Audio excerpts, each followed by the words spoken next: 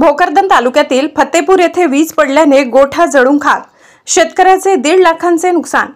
भोकरदन तालुक्यातील फत्तेपूर येथे शेतात वीज पडल्याने शेतातील गोठ्याला दिनांक 12 जून रोजी संध्याकाळी 6 वाजेच्या दरम्यान ही घटना घडली। यामध्ये संपूर्ण गोठा जळून खाक झाला। शेती उपयोगी वस्तू व जनावरांचा चारा जळून खाक झाला। यामध्ये शेतकऱ्याचे सुमारे 1.5 लाखांचे नुकसान झाले।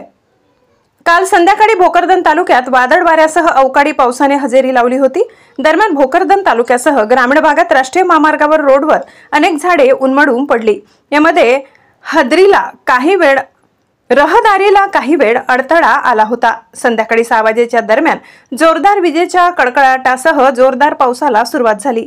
एवढी फत्तेपूर येथील शेतकरी राकेश प्रसाद यांचे शेत फत्तेपूर शहरातील गट नंबर 30 मध्ये शेत आहे। शेतातील गोठ्यावर वीज पडल्याने गोठा जळून खाक झालाय।